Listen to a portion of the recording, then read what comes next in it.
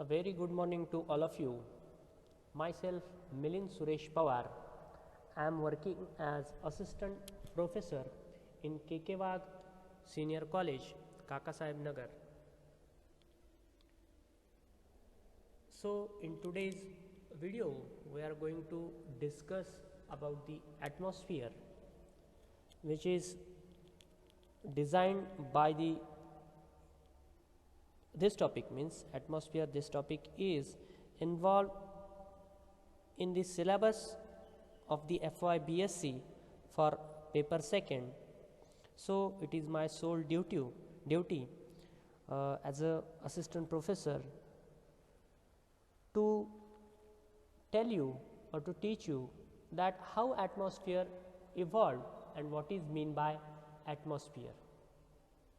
So here is our founder, late Padma Shri Karmavir Kakasaheb Wagh, and this is logo of our institute, Golden Jubilee year.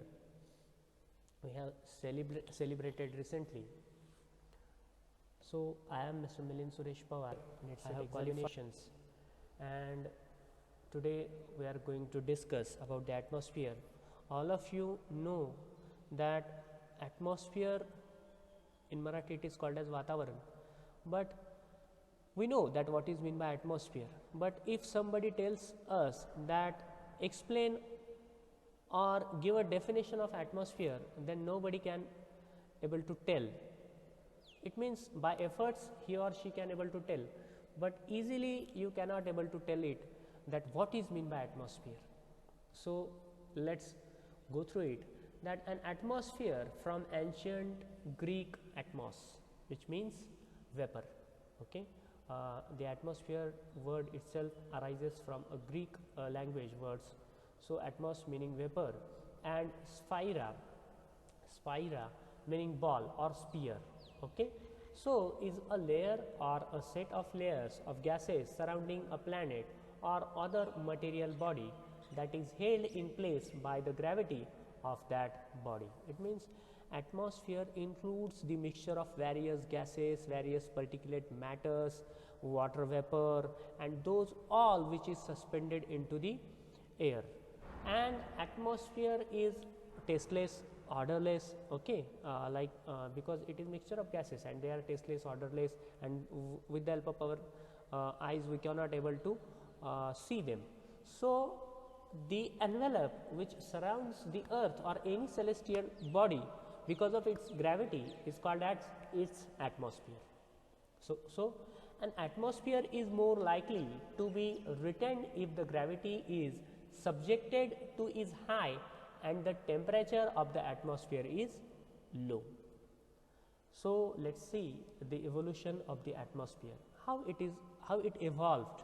Okay, how it evolved according to time, and how it held tight around the earth's surface. So the early atmosphere, so scientists believe that the earth was formed about 4.5 billion years ago. Its early atmosphere was probably formed from the gases given out by volcanoes. It is believed that there was intense volcanic activity for the first billion years of the earth's existence. To that, the early atmosphere was probably most carbon dioxide with little or no oxygen.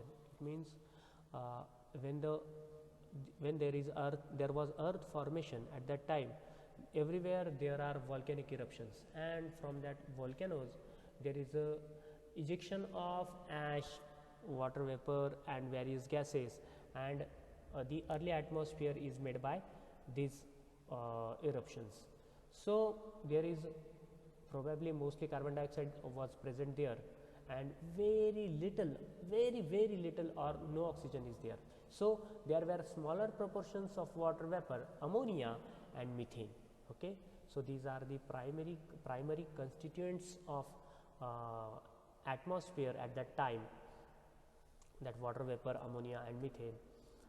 As the earth cooled down, most of the water vapor condensed and form the oceans. It means as the earth get cooled down, the water vapor condensed, there is a formation of clouds and there is a precipitation. It may be in the form of, it might be in form of rain, or it may be in snow. So there are some depressions. Now also there are depressions where there are oceans, lakes on the earth's surface. So the condensed form water vapor, when get precipitated on the earth's surface, there was a formation of the oceans. It is thought that the atmospheres of Mars and Venus today, which contain mostly carbon dioxide, are similar to the early atmosphere of the earth. Scientists can't be sure about the early atmosphere and can only draw evidence from other sources. For example, volcanoes release high quantities of carbon dioxide. Iron-based compounds are present in very old rocks that could only have formed if there was little or no oxygen at the time. Next, changes in the atmosphere. So, how did the portion of carbon dioxide in the atmosphere go down and the proportion of oxygen go up? So, the answer is the proportion of oxygen went up because of photosynthesis by plants. As time passes, there was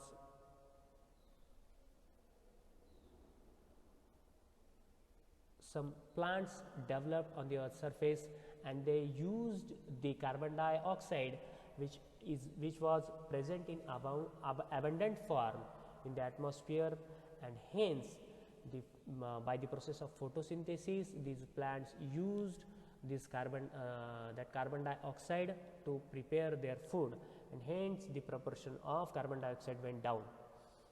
It was absorbed by plants for photosynthesis. It dissolved in the oceans. Keep it in mind that the oceans are the reservoirs of carbon dioxide. The burning of fossil fuels is adding carbon dioxide to the atmosphere faster than it can be removed. This means that the level of carbon dioxide in the atmosphere is increasing. Nowadays, we are using most of the fossil fuels, and hence because of the burning of fossil fuel, the carbon dioxide proportion or amount in the atmosphere is increasing day by day. So, is the table which depicts or which show the atmospheric composition. It means the atmosphere composed by which gases. In the first column there is name of gas, in the second column there is a chemical formula of that particular gas, and in the third column there is percent by volume. Okay. So, nitrogen whose chemical formula is N2 and whose proportion in atmosphere is 78.08%. Okay, 78.08%, but it is chemically inactive. So, there is no problem. Oxygen, okay, for combustion oxygen is needed. Okay, nitrogen which is present in abundant form in the atmosphere, it is fixed into the soil because of the lightning. Okay, lightning is the major source who can fixes this nitrogen into the soils, and hence it available for the plants. So, oxygen, it is useful for combustion. Without oxygen there is no combustion. So, its chemical formula is O2 and its percentage by volume in the atmosphere is 20.95%. Okay. So, please keep it in mind that you have to read like this way, 20.95%, not like this 20.95. Okay. If it is 95, then what it is doing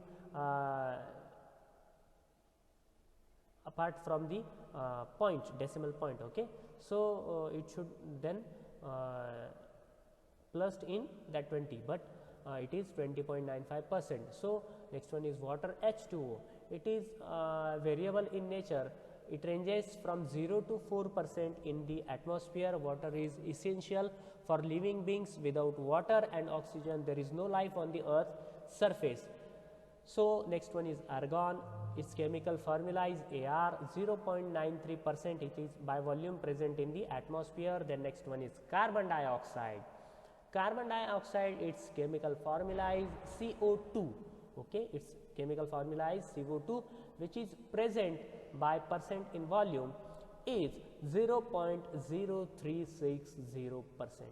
Okay, and it is increasing day by day due to human beings, industrial activities and combustion of fossil fuels. So if it increases, okay, if it increases rapidly, then there will be global warming, and which causes or which arises various problems in front of the human beings. So we must have to do proper arrangements to decrease or to get down this increasing proportion of carbon dioxide into the atmosphere. Then the next one is neon. Its chemical formula is Ne, and by percent its volume is 0.0018%. Then helium, whose chemical formula is He, and by percent its volume in the atmosphere is 0.0005%. Then next to that is methane, which is CH4. Its volume by percent is 0.00017%. You can easily able to see that the proportion or the percent by volume in the atmosphere of the various gases is decreasing, okay, as we go down. Hydrogen, H2, is its chemical formula, and its volume by percent is 0.00005%. Okay. Then nitrous oxide, whose chemical formula is N2O, whose percent by volume is 0.00003%.